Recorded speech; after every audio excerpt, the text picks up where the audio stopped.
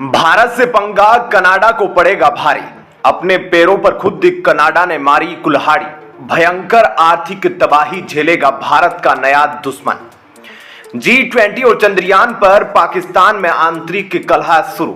भारत की सफलता देख पाकिस्तान का बुरा हाल। दोस्तों, आज दो बड़ी महत्वपूर्ण खबरों के बारे में हम आपको रूबरू करवाने जा रहे हैं। दोस्तों, पिछले 1-2 महीने भारत के लिए बहुत ही शानदार गुजरे हैं। जहां एक और भारत ने चंद्रयान मिशन में सफलता हासिल की, तो वहीं पूरी दुनिया में इस पर परचम लहराया। एक और G20 की अपार सफलता के बाद भारत की लीडरशिप की पूरी दुनिया दीवानी हो गई। जहां पाकिस्तान में भारत की यह सफलता हजम नहीं हो रही है, वहीं बड़ी अपडेट आ रही है। पाकिस्तान में घमासान मचा है। दूसरी ओर कनाडा ने अपने ही पैरों पर कुल्हाड़ी मार ली है, जिसका घाव इतना गहरा है कि जब तक भारत से वापस दोस्ती का मलहम नहीं लगवा लेता, दर्द बढ़ता जाएगा।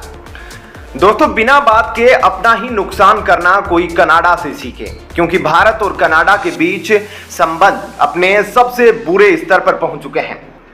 कनाडा के प्रधानमंत्री का एक स्टेटमेंट और उसकी करतूत कनाडा पर खतरे की घंटी बजा गई है। बिना बात के भारत से पंगा अब उसको महंगा पड़ने वाला है, क्योंकि अब उसकी हेकड़ी निकलने वाली है। ऐसे में दोस्तों, आपके मन में सवाल होगा कि आखिर भारत और कनाडा के बीच विवाद की शुरुआत कैसे हुई और क्यों कनाडा भारत के साथ अपने संबंधों को गिराने की कोशिश कर रहा है, और क्या होगा अगर दोनों देशों के बीच संबंध बुरी तरह से बिगड़ गए।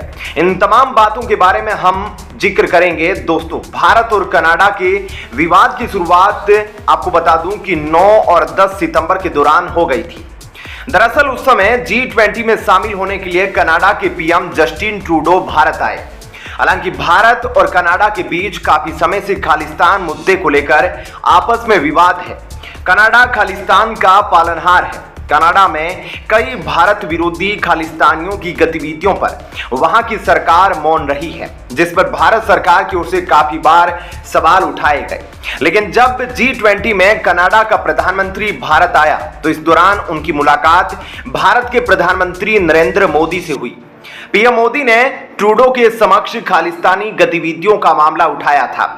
उन्होंने ट्रूडो से कनाडा में अलगाववादी गतिविधियों को रोकने के लिए पर्याप्त कदम उठाने को कहा, लेकिन मोदी की लताड़ कनाडा के पीएम पर नागवार गुजरी। मोदी ने ऐसा झटका दिया कि पूरे G20 में ट्रूडो सहमे सहमे से नजर आए। इसके बाद विमान में तकनीकी खराबी आ जाने के चलते G20 के बाद भी 2 दिन ट्रूडो भारत में ही रहे, जिसकी वजह से कनाडा लौटने पर उनकी काफी किरकिरी हुई। वहां पर विपक्ष के द्वारा कनाडा के पीएम का इस्तीफा तक मांगा गया, लेकिन अपनी सत्ता को बचाने के लिए अपने देश लौटते ही ट्रूडो आक्रामक दिखे। उन्होंने भारत पर कनाडा की घरेलू राजनीति में दखल देने का आरोप लगाया। ट्रूडो ने आतंकी हरदीप सिंह निज्जर की हत्या के मुद्दे को भी उठाया और कहा कि हरदीप सिंह निज्जर कनाडा का नागरिक था और उसकी भारत ने हत्या करवाई है। इसके बाद से दोनों देशों के बीच विवाद काफी बढ़ता जा रहा है। कनाडा के पीएम के इस स्टेटमेंट ने आग में घी डालने का काम किया। अब दोनों देशों के बीच तनाव 7वें आसमान पर है। कनाडा में भारतीय राजनयिक को निष्कासित तक कर दिया गया। साथ ही G20 के बाद कनाडा लौटते ही पीएम जस्टिन ट्रूडो ने भारत के साथ ट्रेड मिशन को रोकने का ऐलान किया। बिना किसी कारण उन्होंने इस व्यापारिक संधि को स्थगित करने का फैसला सुना दिया। अगर कनाडा का यही रवैया रहा, तो जाहिर है इसका असर दोनों देशों के बीच व्यापार पर भी होगा। अगर कनाडा के रवैये के कारण भारत के साथ उसका ट्रेड प्रभावित हुआ, तो कनाडा की इकोनॉमी पर असर पड़ना तय है। तब उसे भारत के साथ रिश्ते की अहमियत समझ में आएगी, जो अब खालिस्तानियों के दबाव में भारत विरोधी कदम उठा रहा है। दोस्तों, आपके मन में सवाल यह भी है कि आखिर भारत और कनाडा के बीच व्यापारिक संबंध किस स्तर के हैं। तो आपको बता दूं, भारत और कनाडा के बीच अब तक के व्यापारिक संबंध अच्छे रहे हैं। भारत कनाडा का 10वां ट्रेडिंग पार्टनर रहा है। दोनों देशों के बीच आयात निर्यात लगभग बराबर है। वित्त वर्ष 2023 में भारत ने कनाडा को 4.11 अरब डॉलर यानी कि करीब 34,000 करोड़ रुपए का सामान निर्यात किया। वहीं भारत का कनाडा से इंपोर्ट 4.17 अरब डॉलर यानी 35,000 करोड़ से कुछ कम रहा। दोनों देशों के बीच वित्त वर्ष 2021-22 के दौरान 7 अरब डॉलर का व्यापार हुआ था।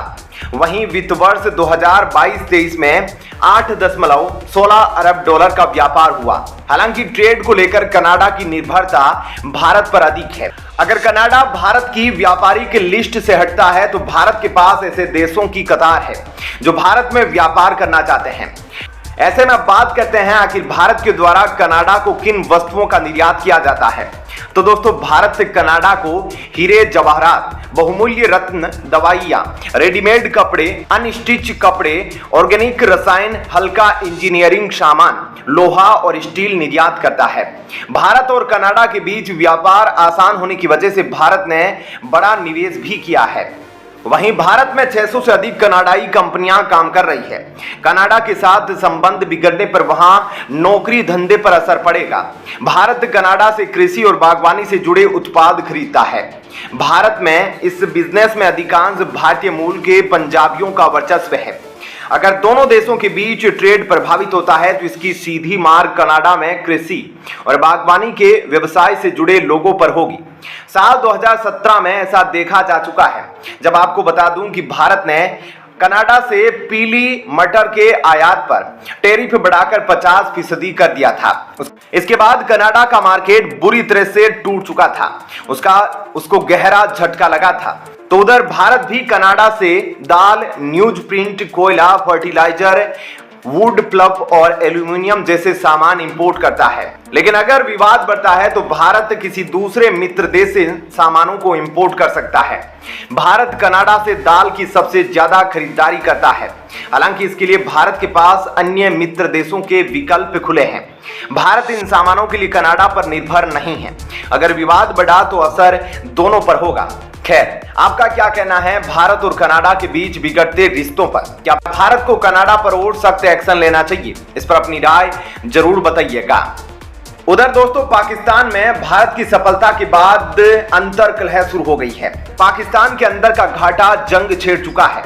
यही वजह है पाकिस्तान के पूर्व प्रधानमंत्री नवाज शरीफ की ओर से एक बड़ा स्टेटमेंट सामने आ गया है। दरअसल उन्होंने कहा, भारत आज चांद पर पहुंच चुका है, G20 समिट होस्ट कर रहा है। भारत के पास आज खजाने में 600 अरब डॉलर है। वहीं पाकिस्तान 1-1 अरब डॉलर चीन और अरब देशों सहित दुनिया भर से मांग रहा है। ऐसे में हमारी उनके सामने क्या इज्जत रह गई है? हम कंगाल होने की कगार पर है। नवाज शरीफ ने कहा, जिन लोगों ने पाकिस्तान का यह हाल किया है वो देश के सबसे बड़े मुजरिम हैं। नवाज शरीफ ने देश की इस हालत के लिए retired army chief general Qamar Javed Bajwa, पूर्व ISI चीफ फैज हमीद, इमरान खान, पूर्व चीफ जस्टिस मियां साकिब निसार को जिम्मेदार ठहराया है। उन्होंने कहा, मेरी हुकूमत में देश तरक्की कर रहा था, इसके बावजूद मुझे कोर्ट में 27 साल की सजा सुनाई गई। सालों तक मुझे देश से बाहर रहना पड़ा। इन सब के पीछे जनरल बाजवा और जनरल फैज का हाथ था। नवाज शरीफ ने आंसू झलकाते हुए कहा, 1990 में भारत ने हमें देखकर इकोनॉमिक रिफॉर्म ऑर्डर लागू किया।